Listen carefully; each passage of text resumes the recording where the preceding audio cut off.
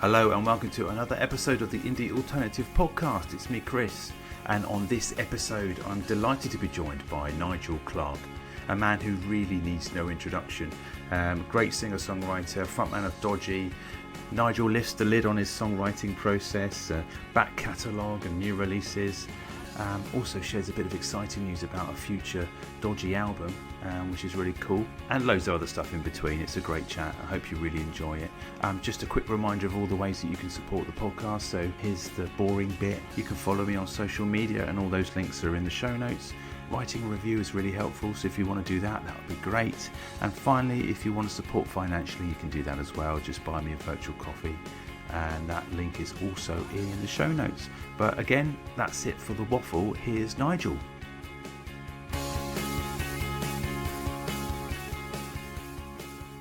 Welcome to the podcast, Nigel Clark. How are you? Yeah, good actually. It's dark outside. It's 8 o'clock. Summer's officially over. I can go into hibernation now, I suppose. Yeah. Whereabouts are you? I'm out in West Wales. I live near between Aberystwyth and Machynlleth, so by the sea. So I've lived here for 2 years now. I don't know. We sort of spent a lot of time here. Like the homegrown record sleeve was taken in West Wales with the bus on the field.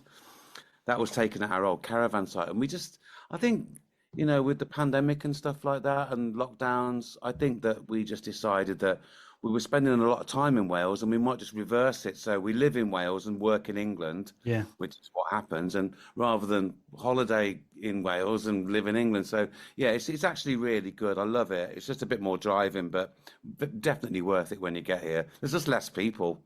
Yes, exactly.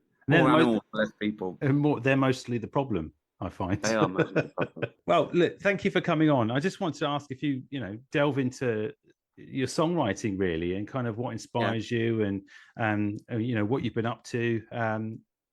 Dodgy is still well and truly going, aren't they? And you've got lots of anniversary tours under your belt, and more to come, I'm sure. And Greenpeace Suite is approaching some milestone as well, isn't it? Or has it been and gone? We've just finished. It was a milestone during lockdown, actually. I think it was 25 years. So we did the 27th year anniversary last year, and it went so well because we'd never really played it in its entirety and in the running order that we originally did it in the 90s. So we finished off the tour this year at the start of the year, and it was so much fun. In fact, it's one of those things where you get to that stage as a band, and especially nowadays, because there isn't such a thing called the music industry anymore.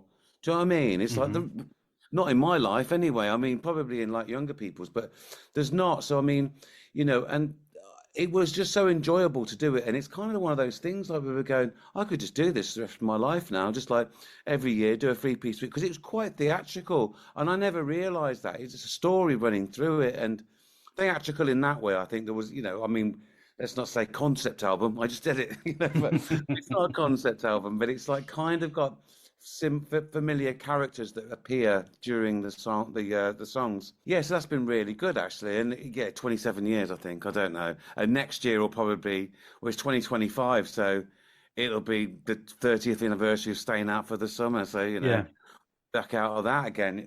It's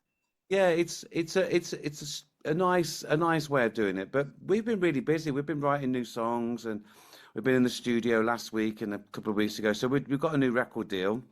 Not in the music industry, it's a small deal. Yeah. But we're really enjoying it and really enjoying coming up with new songs. Although, life takes over, doesn't it? The older you get, the busier you kind of get with just everything else. And so stealing time to I write, but stealing time together, because all the other guys live in England, in London, and miles away from me. Yeah. So, it can be quite a challenge, but we all love it. We're a very lucky band actually. We all get on, and it's like we absolutely love playing live. And I mean, I wouldn't just say that if I thought, I love playing live, and with those guys, it's just brilliant. So much fun. We could always feel the connection between you. You were almost like a family of your brothers, I guess, would be the great way to describe it. And you certainly came across that way on stage. It's me, Andy, and Matthew who formed the band, and a few members have come and gone over the years, but we've had Stu now playing bass for I think he'll hate me if I get this wrong. I'm going to say 13 years. There you go, I've said it. So 13 years. And then we've got Graham who plays keyboards and trombone. And yeah, it feels like it just, it's just really lovely. And I mean, we're not playing massive venues, we're doing all right, and I quite like that. I don't feel like sometimes you can look at life and think you're a failure because, you're not selling out Wembley Arena. Mm. You know what I mean? You can because you can get wrapped up in all this capitalist thing, like money and, people. And I just think we're just too old for that now. And we just really enjoy, we've just sold out St. Albans Horn. Which, but it doesn't matter Yeah. where you sell out. No. It's just so it's going to be a great night, and it's a great little venue. And the gig is until December, and it's only September. So I'm Yeah. thinking we could have done we could have done 2 nights. You know what I mean? Or maybe Yeah. pushing Yeah. it there. But it's Well, it's an interesting business to be in 35 years because there's you don't get many calls from people in the business. They're all gone. They're all yeah. doing something else. And do you find playing those songs, and obviously it must be exciting thinking about the prospect of actually playing new stuff you've created live on stage again. But in terms of your back catalogue, it must over the passing of time, it must sit differently, and you must reflect on it differently. I mean, how does it feel? What's your relationship with those old songs? It's amazing, really. I mean, I did a gig. I do a lot of solo gigs as well, and I did a gig on Saturday. And it's just amazing. Those songs just seem to be able to have a life of their own. And I've always been a sort of performer where I sort of not change things, but I will change the emphasis, or I won't change different lyrics like the old Lou Reed thing. I won't do things like that, but I will make it fresh and new every time I play it. I don't know how, but I suppose that's because I'm alive. You can't Yeah. help it. You're a musician, you're alive. I'm a better musician today than I was yesterday. So I'm going to sing my songs better than I did. Do you know what I mean? Yeah. Yeah. So you Yeah. feel like, and you've got this, I always feel like I want to be, I'm quite hard on myself, but I want to put across, have a really good gig and sing the best I can. And I feel like I'm singing the best I can at the moment. I've got my voices, I really enjoy it. When I was younger, I could decide whether I was going to be bloody Jim Morrison or, do you know what I mean? You Yeah. really struggle. If you're a singer, you really struggle to find your voice. Or John Lennon, or Brian Wilson or John Sebastian, Ray Davis. And you sort of like, and there's an amalgamation. But when you get to your 50s, you just sound like yourself. I was talking to Miles Hunt in one of the early episodes a couple of years ago, and he was saying how everything he has to drop an octave now because he can't reach the heights. It vocally is it obviously like everyone. He's matured, and there's a gravitas to everything now. Are you finding the same situation with your Yeah, I vocals? mean, yeah, I do. I mean, I've been doing it for years, actually.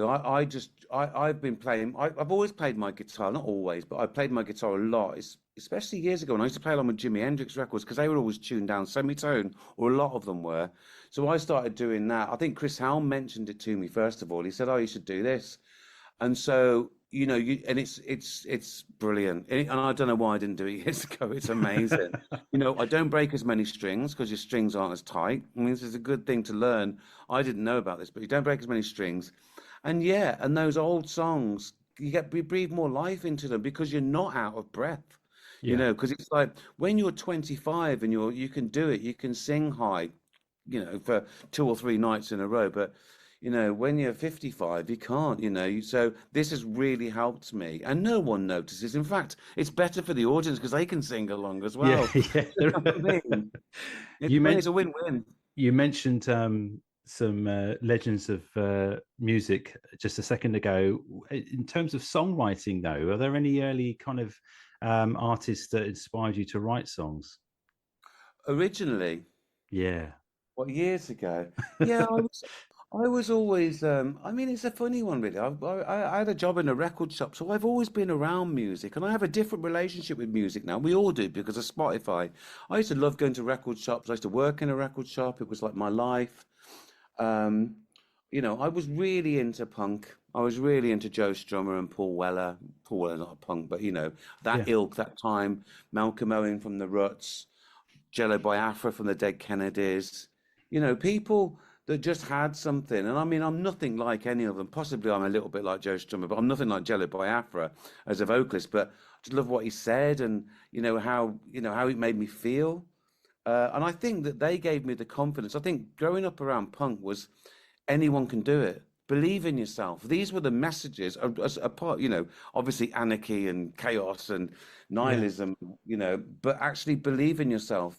And I think that, that played out in my life really. And I always try and push that. Believe in yourself. It's your life. It's your dream, and I'm an advocate for that because, I was working in a factory and then I'd done all the things. I'd got my own house when I was 21 years old, 20 years old in Crikey, the yeah. 80s, and and I got all that, and I didn't want it, and so I learned really young what I didn't want, and I didn't want that conformity, that that thing. I wanted something, and I believed if I could do the house and get a good job, then I could do music, and I was terrible. I must admit, I was bloody terrible. No one believes this. I was terrible, but I had so much belief. Do you know what I mean? And Yeah, I yeah. still do. I have a lot of belief in other people. I have in all people really, because I just think people don't allow themselves to do what they want, somehow. You know? And guitar and bass, yeah, you played bass for Dodgy, but then you obviously getting someone in on bass has allowed you to probably Yeah. obviously play guitar. But was there a conflict there earlier on, or was it just was that guitar was a writing tool and bass was where the gap was? When we first moved to London, Matthew and I, we did have a bass player, and good Fred, and he was really good, but he couldn't play with a plectrum. And so he could play like bloody Jaco Pastorius bass lines, but I wanted someone who could play with the plectrum D to C to G, and he couldn't do it. So it was ridiculous, a ridiculous thing. Um, but yeah, so I started. He left. He left, and then I started playing guitar. Oh no, he was still in the band. The guitar. We had another guitarist. He left called Dave Griffiths, and this wasn't in Dodgy. This was before Dodgy were formed. But it was me and Matthew that as the sort of like the hub of it. And yeah, and I started playing guitar, and I've always played guitar. Well, not always, since I was 14, sort of thing, terribly. I then got better when I moved to London, and then we met Andy, and Andy came along, and he was far better guitarist as me. As in a lead player, I wouldn't say he was a better rhythm player, but he was a good, really brilliant lead player, and we wanted that. So it was like, a no-brainer. But I didn't want anyone else in the band. I thought three Hmm. was enough. Four would have been difficult, you know what I mean? Because we were all skint, and I think it would have been difficult to hold it together. And that's where bands fall apart, isn't it? It's like if you don't get any success in the first 2 years, someone's going to walk because their girlfriend wants a holiday, and Yeah. etc. etc. And it's like when you're going to grow up. People say that, when you're going to give up this dream, and so the three of us. That was it really. But going back to guitar, I love guitar now. I learned to finger pick about 15 years ago, and it's been the love affair has been rekindled with guitar.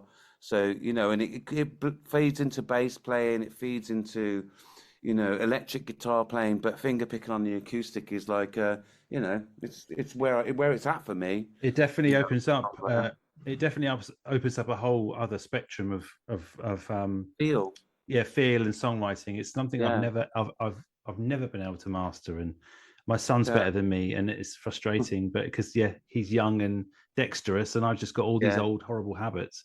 But yeah, that must then the last two singles that you've released, Four Bags of Gold and It's Not Easy, have got a yeah, lot of that lovely kind of finger picking and gospely sound coming through them. That's what yeah. my takeaway.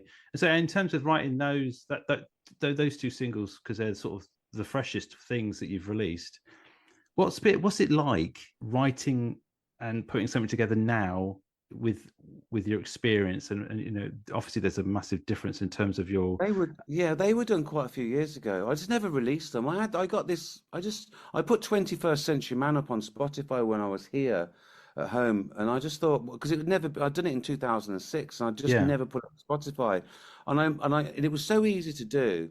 And like it goes back to that thing. Look, I'm not really interested. I know I'm not going to make loads of money out of this, but what it does do is it creates content, or and your fans. And so ideally, the idea of it is that fans will listen to it and go, "Oh, I want to come and see that. I want to go and Mm. see him live," because it all works in.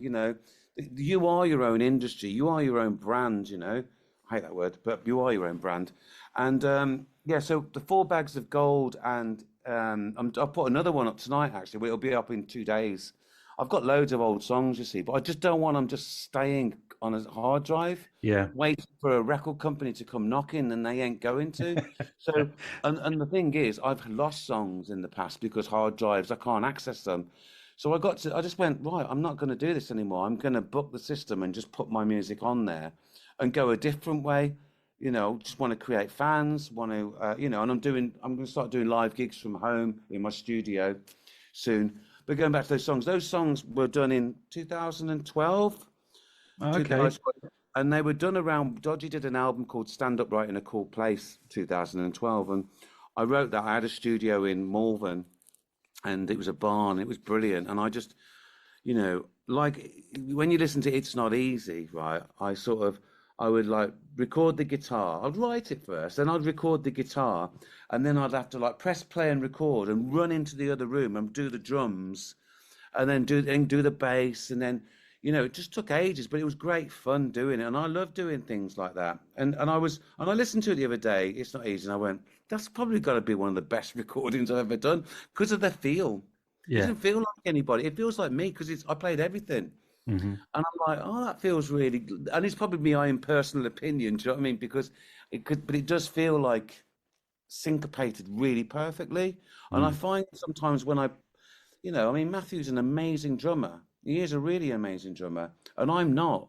But I've got an amazing feel because it's my music. You know what I'm saying? It's like Yeah. when you play guitar, that's your hi-hat hand. That's also your piano hand, and you can't, it's sort of yeah, and I like that. And 4 bags of gold was the little picky one, and a short song. And I just like messing around. And I think what's happened is for me is it's allowed me an outlet that I didn't have. Mm. So, I've got all these songs. Now I've got a new record deal, but they're not going to want to put down out all my old 12-year-old songs, are they? So what it's done is it's given me an outlet. And then what happens is you start going, oh, I've got rid of those. They're not mine anymore. Hmm. They're the world's, well, or 150 people who have heard them, but at the moment, it makes it feel that like, okay, well, I've got room now to bring some more ones in and finish them. Because the hardest thing in music, I must say, is finishing songs. Yeah. There's no harder job than finishing songs. Because what are you doing it for? And if you weren't releasing them and I'm finishing them just to put on them on a Seagate hard drive, it's not the answer because I've done that and it don't Yeah. work. So this is working for me. I feel that like I feel energized by it. It feels great. I feel that like I can do little videos. I feel really engaged and involved with my music now.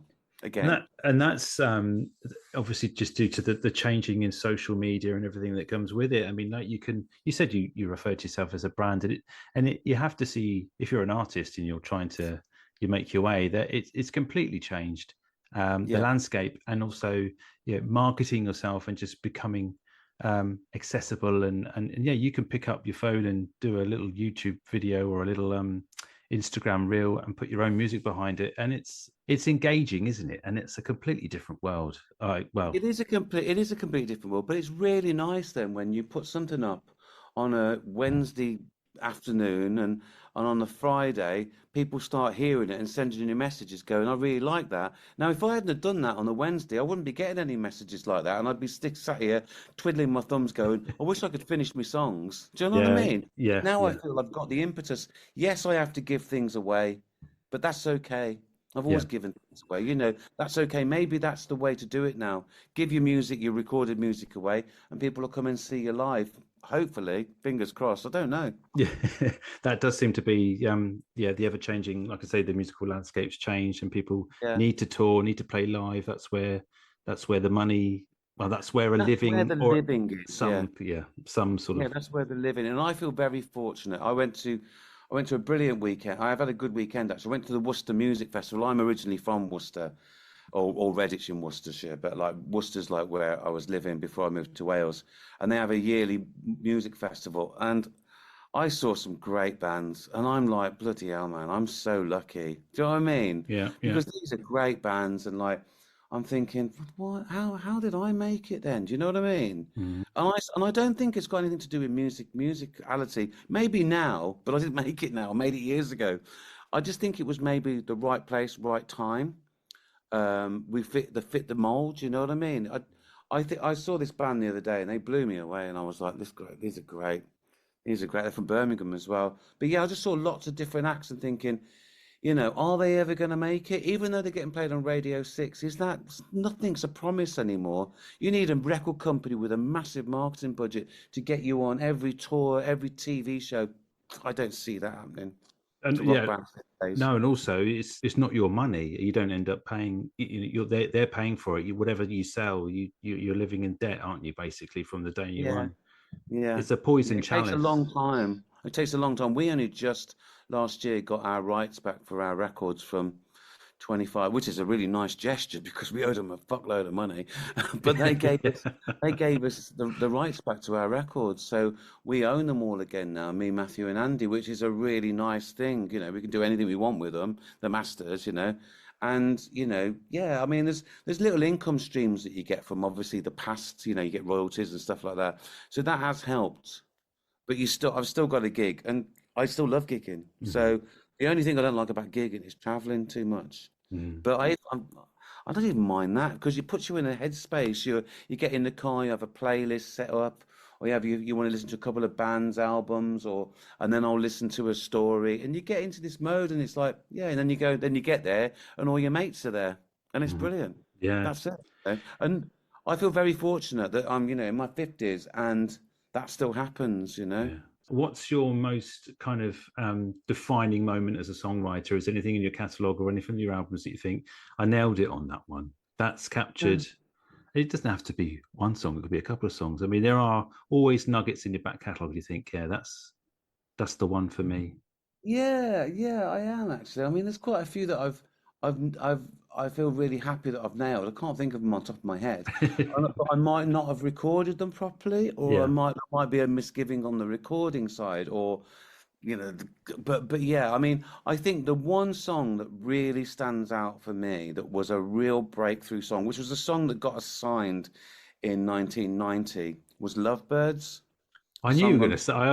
I Did you thought you know would say. that? I no. I just thought you might say that because that's for me. That for me is one of the songs that got me into you guys years and Yeah. years ago. And I It's a think great song. if I could play everybody my demos of it, they'd know what I meant because, I mean, yes, we did it with Ian Brody in the end, and Ian did Ian's version. I say Ian's version, our version with Ian. That's probably the Mm. best way to phrase it. Um, is okay. It's not my favorite. I had better versions at home, and that never a bit more. I suppose probably a bit more grungy, really Mm. grungy, not in the American way, but just like a bit more Yeah. distorted guitars, but really harmonious. So bit dark distortion, and then beautiful harmonies. But yeah, I think that song was the day that I went out that night when I'd got that chorus and I'd put it all together, the verse, the bridge, the chorus, and I went, I've done it. I've done Mm. it. That's it. That's all I need to do. And I didn't. And the problem was that I didn't just copy that for the next 10 albums like a lot of bands did. I just went, right, I've done that one. I've got to find a new way of doing it, Mm. reinvent the wheel. I've just fucking invented the wheel. So I wasn't that sharp but I've been thinking about it a lot recently. And it is such a good song. And I've got a lot to learn from it. But it's my Okay. song. But Yeah. it's Yeah. totally yeah, I think that's given me the most pleasure. And like we got signed from it, that was the single everyone liked. Gary Yeah. Crowell played it on the demo clash, but they played our version, not Ian Brody's, and I loved it. And then, we went into the studio with Ian, and I'm not trying to criticize him, but I just don't think we captured it. I think it's as much fault as the band as anybody else. Yeah. It didn't take too well to being overproduced. It was like taking a Velvet Underground song and making it sound like a Steely Dan song, if you know what I mean. Yeah. Yeah. Yeah. You know Yeah. what I mean? Where it was a little bit rough around the edges. I like that. I like that anyway. I Yeah. am a bit rough around the edges. Yeah. Well, writing songs then and getting into that frame of mind, Nigel. What's the best time for you to put pen to paper? When's the inspiration usually hit? God. So there's no. Well, I do write on pen to paper. I try and do that now. I went onto my phone and started writing bloody notepad messages, but I still go through them and go, oh, that's good, and I write them on a piece of paper. I sort of continuously write. I always write down things. I always do. The discipline is going back and reading them, and going Ah, back and reading it, going back and listening to your little melody ideas you had with garbled words, and seeing if those lyrics that you words that you wrote down will fit the garbled melody, you know. And it's not easy. It's a hard thing to do. I do think that. And as I've got older, I think it's harder. And coupled with the fact that there's up until a couple of weeks ago, there was no outlet for it. I'm like going, why do I write songs if I'm never going to release them? Do you yeah, know what I mean? So you yeah, yeah. lose, and I think that's a danger. That's a cultural danger. I and then what I end up doing is writing bloody songs about politicians because I have a like moan about. I've pretty much written a song about three out of the last five prime ministers: David Cameron, Theresa May, and somebody else. Dodgy Dave, Theresa May, which was a one about Brexit, and I wrote another one, and it's like I can do that. It just stream of consciousness, and then I put it to music.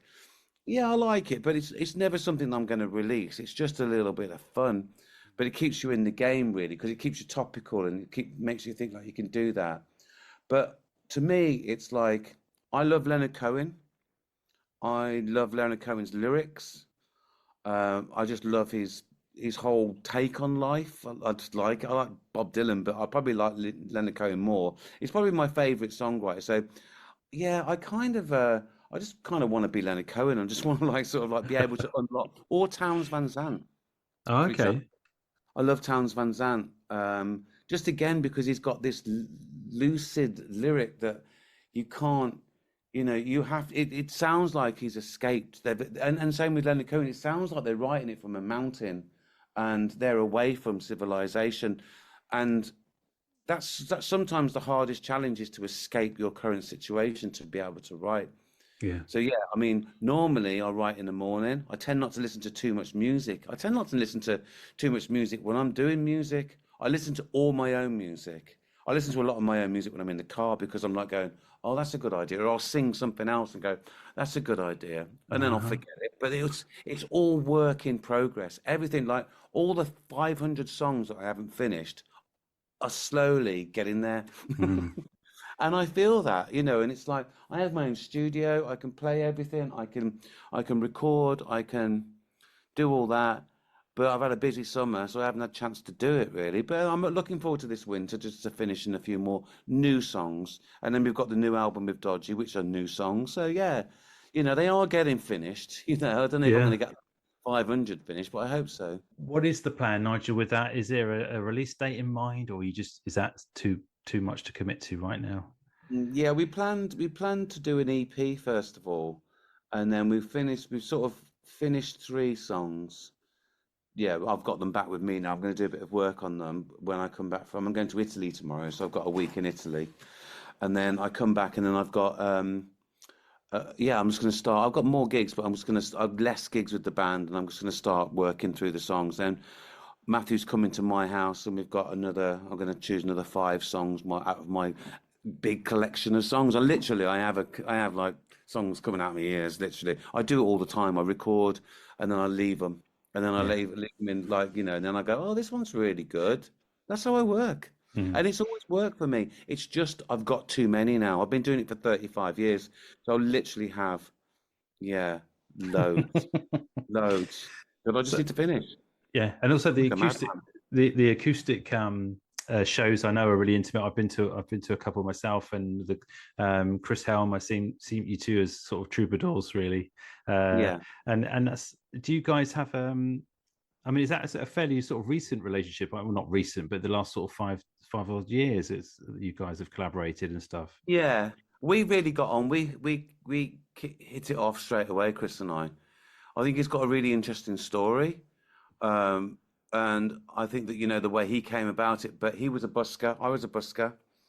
Um, and I think we just share a lot of, you know, we share a lot of people we like. And we started doing, next year, I think we're going to be starting doing some writing, hopefully February, March. We've done a couple of songs already, and we sort of touched, you know, treading water, well, you know, feeling the water really. But I think Mm. we're there now. And we did a gig last week, and we did a few songs. He did one of my songs, I did one of his songs, and we did a cover. And I think it's, yeah, he lives in York, I live in West Wales. It's, geographically, it's a bit of a distance, but and we don't.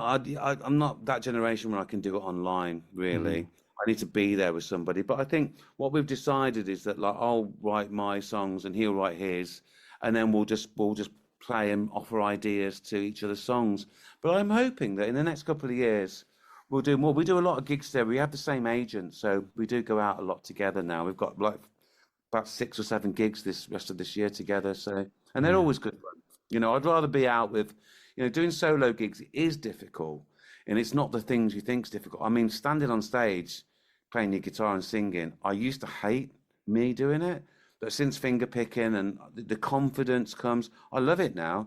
What I don't like so much is just being out on my own, like, in 5 miles from 5 hours from home, and you don't know anyone. You have to go through this whole, like, walk in the door and go, "Hi, I'm Nigel," and and it's, which sounds like ridiculous, but you're sort of on your own. Yeah. Been on your own for the last 5 hours in the van, and then you get there, and then it's like you'll have a beer, and you talk to people, but yeah, essentially you're on your own. So doing gigs with Chris is brilliant because we have each other then, and we sort of, it gets better, it gets even higher. And there's lots of people to interact with. That's the main issue, Yeah, yeah, interacting exactly. with people, full stop.